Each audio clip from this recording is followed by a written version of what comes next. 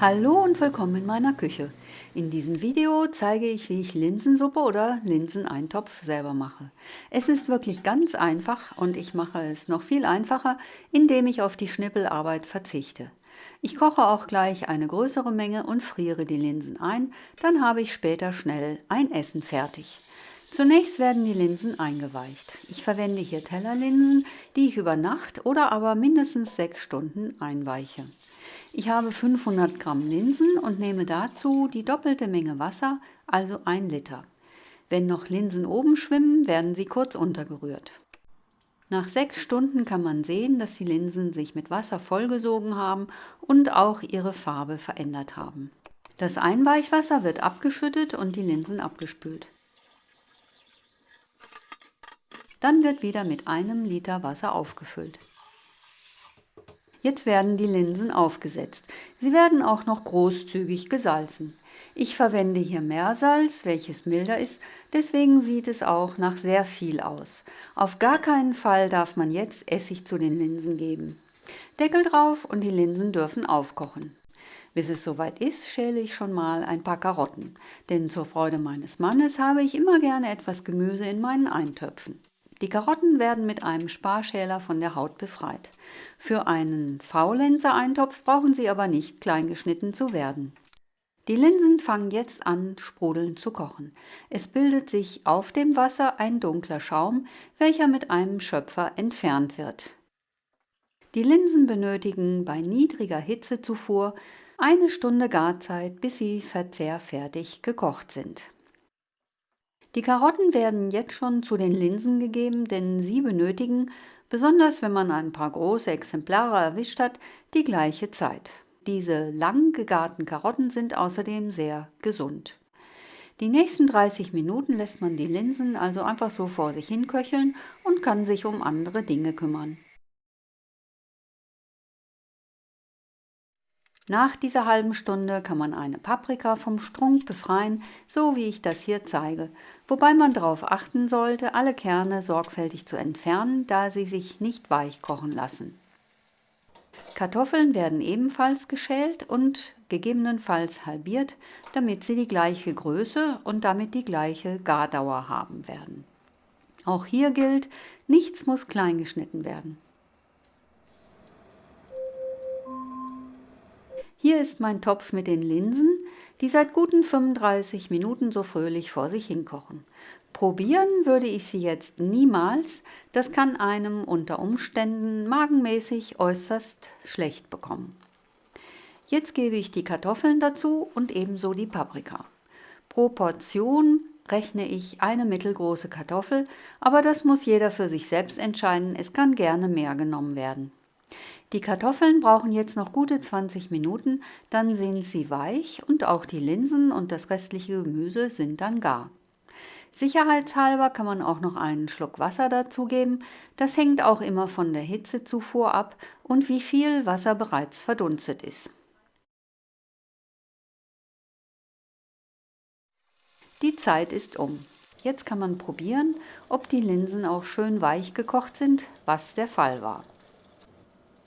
Die Kartoffeln sind ebenfalls weich und ich möchte sie natürlich nicht ganz, also unzerkleinert auf dem Teller haben, deswegen hole ich sie aus der Kochflüssigkeit heraus, ebenso die Paprika. Alles wird auf einen Teller gegeben. Die Paprika lässt sich nun ganz einfach häuten, indem man die Haut einfach abzieht. Es geht wirklich ganz einfach. Leider ist meine Hand oft im Bild. Dann kann man die Paprika in Stücke schneiden.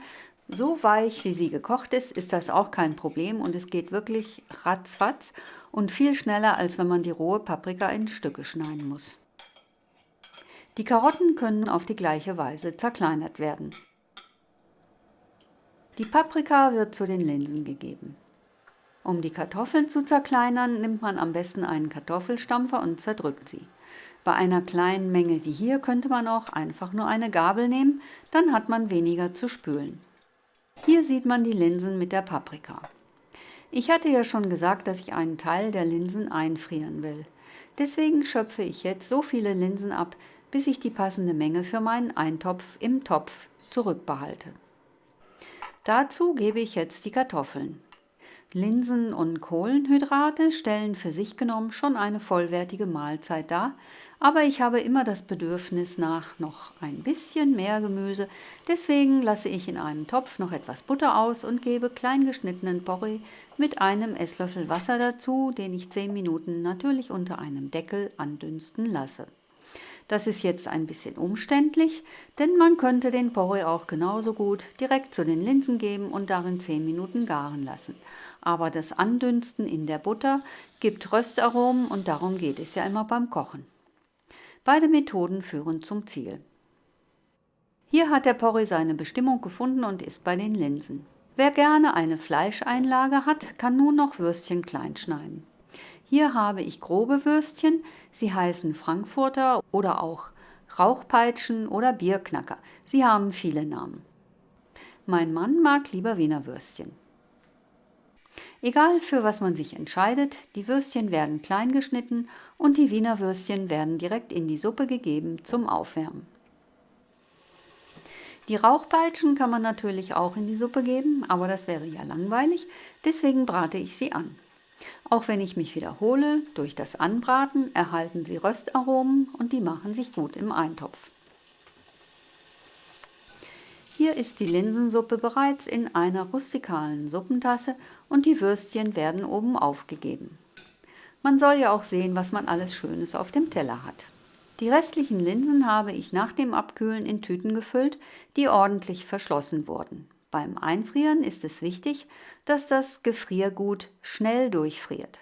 Deswegen streiche ich den Inhalt in der Tüte immer flach, so dass er aussieht wie ein dünnes Taschenbuch. Und das Beschriften darf ebenfalls nicht vergessen werden, denn einmal eingefroren lässt sich der Inhalt nur noch schlecht erkennen. Ich hoffe, ich konnte euch zeigen, wie einfach es ist, Linsen zu kochen oder auch einen Linseneintopf zuzubereiten. Man muss die Linsen im Grunde genommen nur einweichen und dann richtig weich kochen und das dauert nun mal einfach eine Stunde. Hier ist noch die Zutatenliste. 500 Gramm Linsen, 1 Liter Wasser, Einweichzeit mindestens 6 Stunden, 1 Liter Wasser, Karotten nach Geschmack und Vorliebe, Kartoffeln, Paprika rot, eine Stange Porree, Wiener Würstchen oder auch Rauchpeitschen. Viel Spaß beim Nachkochen und wie immer, guten Appetit!